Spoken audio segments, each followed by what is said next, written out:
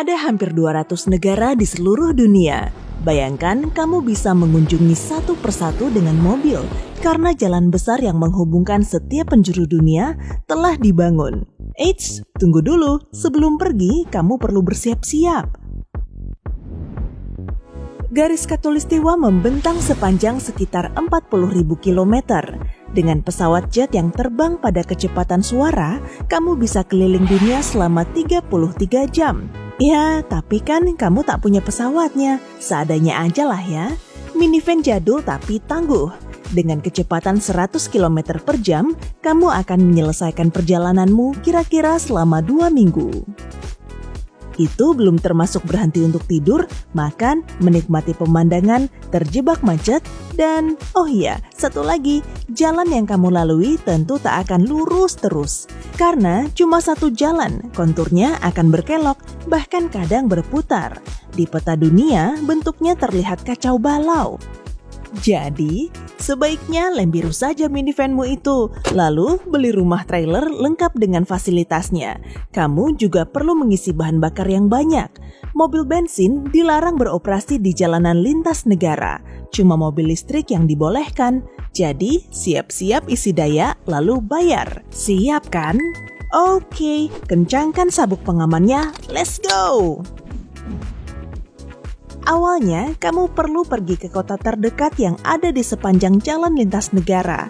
Di hadapanmu terlihat jalan raya dengan ratusan lajur, banyak mobil berlalu lalang, dan pengendaranya mengibarkan bendera negaranya. Mereka saling membunyikan klakson dan berteriak dalam berbagai bahasa. Selain jalanannya hiruk-pikuk, kota di dekatnya juga menawan. Bayangkan ribuan turis dan komuter melewati kotamu setiap hari. Biasanya mereka menginap di motel pinggir jalan, tapi di jalan lintas negara, mereka memilih menginap di batas kota. Semua negara ingin terlihat bagus di mata orang asing, maka dibangunlah monumen raksasa, arsitektur cantik, dan taman. Dan tentu saja, real estate di kota ini sangat mahal. Di beberapa negara, jalan ini melintas di dekat ibu kota, dibatasi dinding tinggi dan transparan. Kalau mau singgah di suatu kota, kamu harus keluar dari jalan itu dan melalui pemeriksaan keamanan. Langkah ini sangat memudahkan karena kamu tidak perlu mengantri di perbatasan antar negara. Jalan lintas negara menjadi penghubung antar negara tanpa batasan. Di bawahnya terdapat sensor listrik untuk mengatur lalu lintas dan menghentikan para pelanggar. Kalau pengendara melewati batas kecepatan, sensor ini mengirimkan impuls listrik dan membuat mobilnya berhenti. Karena semuanya berupa mobil listrik, stasiun pengisian daya juga berjejer di pinggir jalan. Jadi saat mobilmu kehabisan daya, kamu bisa mengisinya kapan saja. Beberapa hari pertama terasa tenang. Kamu mengendarai mobilmu, menikmati pemandangan indah, kadang juga terjebak macet, tapi cuma sebentar. Kamu menyantap makanan yang dibeli di supermarket dan tempat istirahat di restoran pinggir jalan. Karena ramainya jalan lintas negara, kedai pinggir jalan berubah menjadi restoran besar yang punya chef hebat dan terkenal. Untungnya, makanan di situ umumnya terjangkau. Kalau kamu memulai perjalanan dari Amerika Utara, Amerika Selatan akan menjadi tujuan pertamamu. Kamu melewati kota-kota indah, mengenal budaya dari berbagai negara, dan menantikan saat-saat terpenting dalam perjalananmu. Beralih ke benua lain, tentunya harus menyeberangi samudra.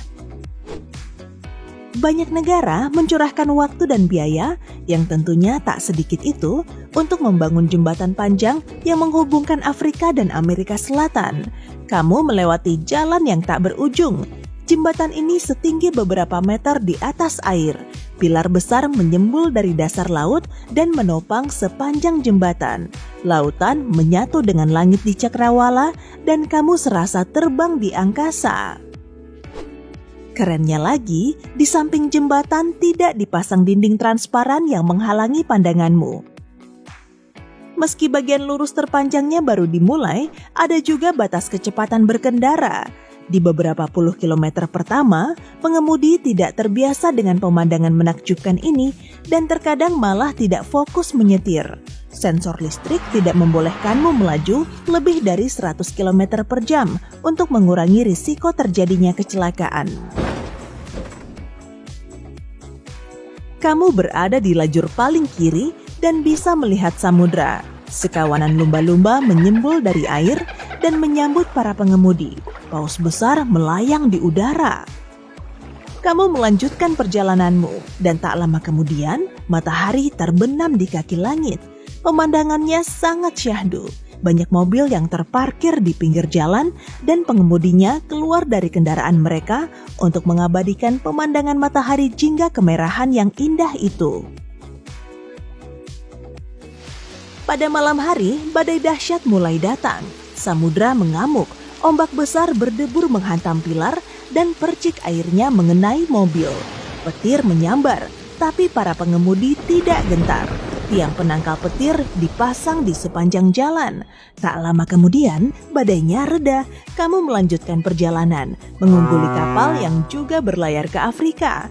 Kamu kira kamu akan tiba di sana jauh lebih cepat, tapi kemudian kamu terjebak macet parah. Jalan itu melewati pulau-pulau kecil. Di antaranya Tristan da Cunha, gugusan pulau vulkanik yang merupakan daratan paling terpencil di samudra. Jalanan bercabang menuju ke berbagai arah dan berujung di pulau-pulau itu. Ratusan mobil melaju ke situ dan menyebabkan kemacetan. Setelah beberapa jam, kamu kembali ke kecepatan normal. 1 hari berlalu, kamu perlu istirahat. Jadi, kamu berhenti di pinggir jalan dan tidur di dalam trailer. Pagi harinya, burung camar membangunkanmu dengan mematuk jendelamu. Artinya, daratan utama sudah dekat. Angin segar berubah jadi udara panas dan pengap. Samudra biru berganti jadi sabana kuning. Kamu menjelajahi Afrika, menikmati perjalanan bersama singa, gajah, dan jerapah. Kulitmu menjadi coklat, kamu kembali melewati jembatan di atas air dan berkendara menuju Pulau Madagaskar. Di sini kamu berhenti, menikmati alam unik yang tidak dijumpai di tempat lain. Kamu kembali ke Afrika dan dari sana memulai perjalanan super panjang ke Eurasia, melintasi semua negara di Eropa, lalu pergi ke timur, sampailah di India. Kemudian singgah di banyak negara dan berhasil menukar tambah trailermu.